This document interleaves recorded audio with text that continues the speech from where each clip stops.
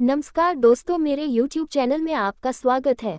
हमें उम्मीद है कि आप सब ठीक होंगे।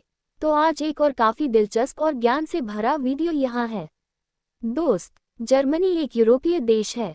ये वो देश है जिसे प्रथम विश्व युद्ध और द्वितीय विश्व युद्ध के दौरान करारी हार का सामना करना पड़ा था।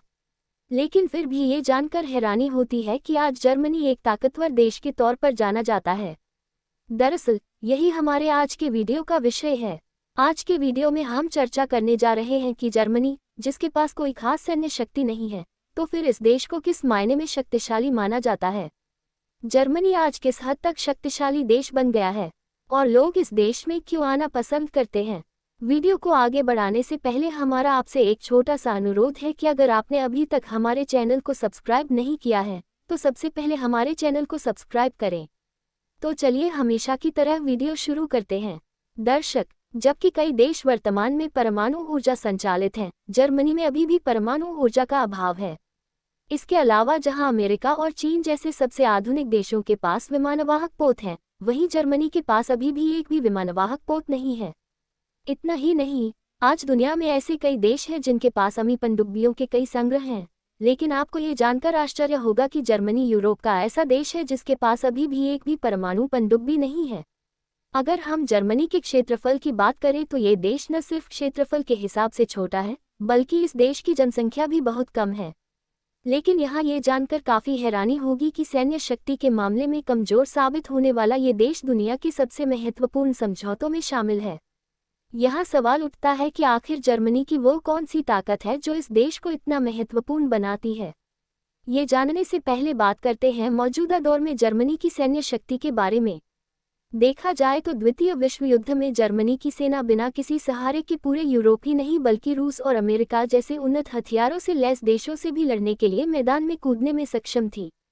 लेकिन अब जर्मन सेना उतनी शक्तिशाली नहीं रही जितनी पहले हुआ करती थी। दरअसल इसके 3 प्रमुख कारण हैं। पहला कारण तो ये है कि जर्मनी ने अपने कई बड़े दुश्मनों को दोस्त बना लिया है।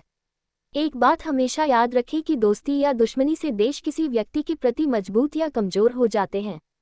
जर्मनी के इतिहास पर नज़र डालें तो पहले जर्मनी की पोलैंड और फ्रांस से कड़ी दुश्मनी थी।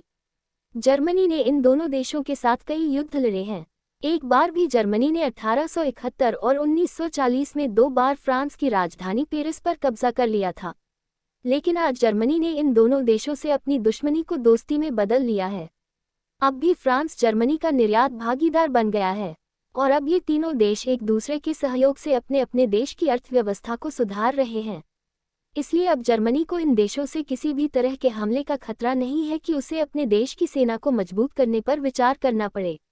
जर्मनी की सेना बहुत शक्तिशाली नहीं होने का एक और कारण यह है कि देश को प्रथम विश्व युद्ध और द्वितीय विश्व युद्ध में 2 करारी हार का सामना करना पड़ा। अतः इन बड़े युद्धों में पराजित होने के बाद जर्मनी ने इतना सबक अवश्य सीख लिया है कि अब वह अनावश्यक रूप से युद्ध में कूदने से सदैव परहेज करेगा। जर्मन सेना की शक्ति की कमी का तीसरा प्रमुख कारण यह है कि जर्मनी ने पिछले 70 वर्षों से कोई बड़ा युद्ध नहीं लड़ा है, इसलिए इस देश के पास आधुनिक युद्ध लड़ने का अधिक अनुभव नहीं है। अतः इन 3 कारणों से जर्मनी अपनी सैन्य शक्ति को और अधिक मजबूत करना आवश्यक नहीं समझता। लेकिन याद रखें कि जर्मनी अभी भी दुनिया की 9वीं सबसे बड़ी सैन्य शक्ति होने का गौरव रखता है। अगर इस देश के सैन्य हथियारों की बात करें तो जर्मनी के पास इस समय 700 से ज़्यादा लड़ाकू विमान हैं, जबकि आज जर्मन सेना की कुल ताकत लगभग 230,000 बताई जाती है। इसके अलावा उनके कुछ सैनिक रिजर्व में रहते हैं। आपको ये जानकर काफ़ी हैरानी होगी कि जर्मनी ने भी 2024 में अपने वार्षिक रक्षा बजट को पिछले साल की तुलना में बढ़ाने की योजना बनाई है। दर्शक, उदाहरण के तौर पर जर्मनी की ताकत का राज उसकी कई देशों से दोस्ती है। यही कारण है कि आज जर्मन पासपोर्ट को दुनिया का दूसरा सबसे शक्तिशाली पासपोर्ट भी कहा जाता है। हाँ, आज जर्मन नागरिक अपने देश के पासपोर्ट पर बिना वीज़ा के लगभग 188 देशों की यात्रा कर सकते हैं। इसी तरह आज जर्मनी दुनिया की चौथी सबसे बड़ी अर्थव्यवस्था बन गया है।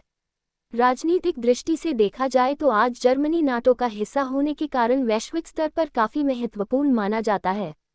दोस्त, इस समय दुनिया में अगर कोई चीज़ सबसे महत्वपूर्ण निर्यात है तो वह वाहनों का निर्यात है। दोस्त, इस समय दुनिया में अगर कोई चीज़ सबसे महत्वपूर्ण निर्यात है तो वह वाहनों का निर्यात है। एक रिपोर्ट के मुताबिक अकेले 2017 में दुनिया भर में 750 अरब डॉलर से ज़्यादा की गाड़ियां आयात की गईं। आपको ये जानकर हैरानी होगी कि इनमें से केवल 21% वाहन जर्मनी से निर्यात किए गए थे। और सिर्फ इन वाहनों के निर्यात से ही जर्मनी ने 157 अरब डॉलर से ज़्यादा की कमाई की। दरअसल दुनिया की सभी सबसे महंगी ब्रांड की कारें जैसे ऑडी, BMW और मर्सिडीज आदि जर्मनी में निर्मित होती हैं। इतना ही नहीं, बल्कि आज जर्मनी ने हवाई जहाज, हेलीकॉप्टर और वाहनों के लिए उच्च गुणवत्ता वाले पार्ट्स बनाने में दुनिया के कई आधुनिक देशों को पीछे छोड़ दिया है।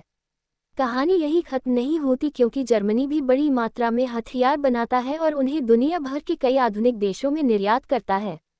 अब जबकि जर्मनी अपने विभिन्न उद्योगों के मामले में इतना समृद्ध है, ये देश कई राजनीतिक समस्याओं से भी ग्रस्त नजर आता है। जर्मनी में हर दिन किसी न किसी राजनीतिक मुद्दे को लेकर लोगों के बीच विरोध प्रदर्शन हो रहा है। लेकिन दोस्तों, कई समस्याओं और सैन्य शक्ति ज़्यादा मजबूत न होने के बावजूद भी आज जर्मनी यूरोप का एक समृद्ध देश माना जाता है।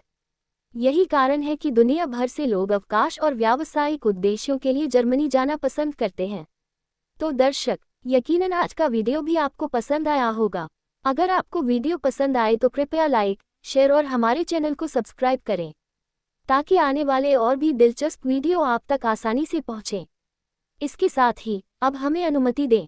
अलविदा।